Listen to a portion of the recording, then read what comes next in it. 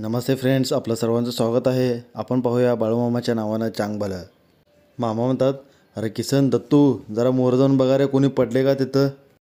ते सर्व विचारतात, काय झालं मामा. मामा म्हणतात, अरे आधी सांगतोय ते ऐका, नाही तर तिथं जीव जाईल त्याचा. पुढे आपण पाहतो एक माणूस चक्कर येऊन पडतो.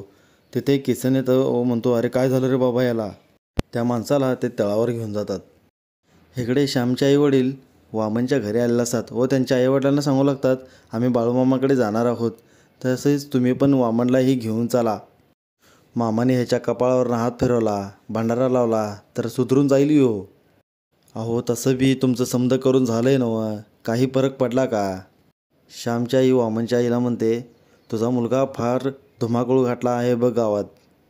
वामन उठतो आणि बोलतो, उगाच काय बी बोलू नका, म्या कुठं काय केलंय. श्यामची आई म्हणते, बाळूमामा म्हणजे देव आहेत, वामनला तिकडे घेऊन जावा, म्हणजे सगळं बरं होईल. वामनचे वडील म्हणतात, मला याच्यावर काही विश्वास नाही, कुठेही काही जायचं नाही. वामनची आई म्हणते, अहो जाऊन येऊ की आपण तिकडं. वामनचे वडील म्हणतात, तिकडं कशाला जायला लागतं, ह्याला 2 फटकं दिलं तर येईल जागेवर हो. तू बघच ह्याला कसं सरळ करतो म्या. किसन त्या माणसाला तळावर घेऊन येतो व किसन म्हणतो, मामा तुम्ही तिकडं आम्हाला जायला लावलं नसता तर ह्याचं काही बी खरं नव्हतं बघा. मामा म्हणतात, काय रे बाबा काय झालं तुला. तर तो माणूस म्हणतो, मामा लई भूक लागली आहे मला, 4-5 दिवस झालं अन्नाचं कणसुद्धा नाही पोटामध्ये. यल्लापा म्हणतो, अरे कुठनं आला आहेस तू. तर तो माणूस म्हणतो, खूप दुरून आलो आहे बघा. मामा म्हणतात, अरे मग एकटा काय फिरत आहेस. तो म्हणतो, मामा मला राहायला वगैरे घर नाही, म्हणून इकडं तिकडं फिरत आहे बघा. जिकडं पोटाला भाकर मिळेल तिकडं जातोय आम्या. ते बी मिळालं तर मिळालं, नाहीतर पाणी पिऊन झोपावं लागतं या. यल्लापा म्हणतो, अरे आता घाबरू नको तू, आता तू बाळूमामाच्या तळावर आहेस. तसं ऐकताच तो मामांच्या पाया पडतो व म्हणतो, मामा कसं काय होईना तुमचं दर्शन झालं. तो म्हणतो, मामा मी तळावर राहू का. मामा म्हणतात, हे बघ बाबा, तुला थांबायचं असेल तर थांब, नाहीतर वाट मोकळीच आहे की तुला जायला. तो आधी 2 घास खाऊन घे. आता पुढे आपण पाहतो रात होते. मामा त्याला विचारतात, अरे आता बरं वाटतंय ना हो तुला.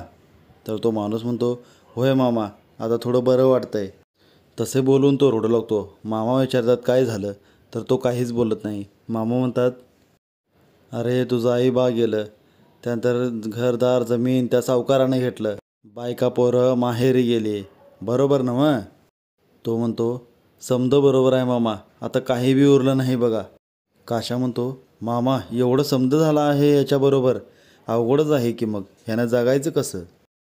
मामा म्हणतात, हे बघ तू इथं तळावर थांब आणि इथं काम कर. हे बघ तू फुकट काम करू नको, त्याचं पैकं बी देतो मी तुला. आणि तसं तळावर खाय प्यायला काही कमी नाही आणि सांगाल ते काम करावं लागेल बघ. तो म्हणतो, म्या पडेल ते काम करतो बघा मामा. मामा म्हणतात, बरं ठीक आहे, आपण बघू तुझं काय करायचं ते. एक स्त्री वामनच्या आईकडे येते व त्यांना सांगते, बाळूमामा आले आहेत म्हणून आपल्या गावी, मी जाणार आहे त्यांच्याकडे, तुम्ही येणार आहेत का. वामनच्या आई वामनच्या वडिलांना विचारतात, काय हो आपण जायचं का तिकडं. तर वामनचे वडील म्हणतात, काय बी गरज नाही तिकडं जायची. अहो तुम्ही नाही येत तर वामनला घेऊन जाते, आणि हिनी बी आहेत आणि स्वरूपी आहे संग. वामन म्हणतो, आहे काय बाळूमामा बाळूमामा लावले, कोण आहेत ते. वामनची आई म्हणते, अरे देव आहेत ते. म्हणलं तिकडं जाऊन पाया पडून येऊ आपण, आणि आशीर्वाद घेतला तर काय वाया जात नाही. वामनचे वडील म्हणतात, हे बघ पोरगं शिकलं पाहिजे, कष्ट केलं पाहिजे, स्वतःहून तो काहीतरी केलं पाहिजे, दुसऱ्याहून काही केलं तर काही होत नाही, आणि मला हे असलं चालणार नाही, तुम्ही कुठेही जायचं नाही. इकडे मामा म्हणतात, यल्लापा जरा त्या सरस्वतीला बोलव बघू. सरस्वती तिथे येते. मामा म्हणतात, सरस्वती तुला राहायला जमतंय ना तळावर. सरस्वती म्हणते, होय मामा. मामा म्हणतात, हे बघा तुम्ही इथं आला आहे नव, तर दुसरा कोणताही विचार करू नका. यल्लापा म्हणतो, मामा आम्ही इथं आलो आहे नव, मला ठाव आहे तुम्ही तिचं कल्याणच करणार. एकदा सासरच्यांची बुद्धी झाली ना त्यांना दिला न्यायचं तर झालं मामा. मामा म्हणतात, बापाची काळजी काय आहे समजतंय मला. बरं जावई तर चांगला माणूस आहे. यल्लापा म्हणतो, होय मामा तो तर देव माणूस आहे, पण घरचे काही बी कान भरतात त्याचं काय चालूच देत नाहीत बघा. मामा म्हणतात, पोरीनं लई वाईट दिवस काढलं रे बाबा. हे बघ पोरी, असंच दिवस काही राहत नाहीत, चांगले दिवस येतील तुझे. अगं संसार तुझा एवढा सुखाचा होईल की तुला वाटणार बी नाही असं काय घडलं होतं म्हणून. यल्लाप्पा म्हणतो, मामा असं काही झालं ना तर समजा आयुष्य तुमच्या चाकरीमध्ये घालवीन. मामा म्हणतात, होणार समजा चांगलं होणार, नातवंड खेळतील तुझ्या अंगावरून त्यान.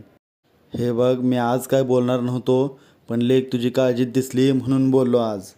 बरं जावा काम करा आणि पोट भरून खायचं आणि राहायचं हे ते. नंतर चला म्हणचिला की मामाच्या तळावर गेलं आणि जेवण वगैरे मिळालंच नाही. इकडे वामनची आई म्हणते, वामन केव्हापासून गप आहेस, काहीतरी बोल की. वामनचे वडील म्हणतात, अरे तुला काय होतं या, गप की तिथं. तो गप बसला आहे ना मग. श्यामचे आई वडील परत एकदा वामनच्या घरी येतात व त्यांना म्हणू लागतात, आम्ही जात आहे बाळूमामाच्या तळावर, तुम्ही येणार आहे का बघू म्हटलं, विचारू एकदा परत. वामनचे वडील म्हणतात, आम्ही येणार नाही, तुम्ही जावा. तसे बोलतात श्यामचे आई वडील तिथून निघून जातात. श्याम व श्यामचे आई वडील त्या तळावर येतात व श्यामचे वडील म्हणू लागतात, मामा ह्याला आशीर्वाद द्या, म्हणजे ह्याचं जरा कल्याण होईल. मामा म्हणतात, अरे लहान वय आहे त्याचं, लहान पोराने खेळायचं नाही, बागडायचं नाही, म्हणजे मग काय करायचं. अरे बाबा मी जेव्हा लहान होतो तेव्हा समजा गाव मला खुळं म्हणायचं, समद्यांनी नावं ठेवली, पण माझ्या आईनं मला सांभाळलं बघ. लोकांनी नावं ठेवली पण तिनं माझं बाजू घेतली बघ. लहान पोरं असतात ती, त्यासने असं धाकात ठेवायचं नाही. श्यामचे वडील म्हणतात, अहो मामा ह्याच्यामुळं गावचे सर्व लोक घरी येतात. गावामध्ये तो वामन आहे ना, त्याच्यामुळं हे समज होतं या. मामा म्हणतात, हे बघ पोरा, तू चांगलं शिक, अभ्यास कर, मोठा हो चांगला. हे बघ खेळायचे ते दिवस असले तरी अभ्यास वगैरे करावं लागल ना, नाहीतर बसशील राबत. हां, शिकवणारा आईबाप मिळाला आहे तुला तर चांगलं शिक. तुम्ही बी काय काळजी करू नका, पोरग्याचं चांगलं होईल तुमच्या. श्यामचे वडील म्हणतात, मामा तुम्ही एवढं समज बोललं तर बरं वाटलं बघा. मामा म्हणतात, बरं आता एक काम करा, तळावरच थांबा, प्रसाद घ्या, मगच जावा. इथे आपला आजचा भाग संपतो. पुढचा भाग पाहण्यासाठी लाईक करा, कमेंट्स करा, सबस्क्राईब करा. Thank you friends.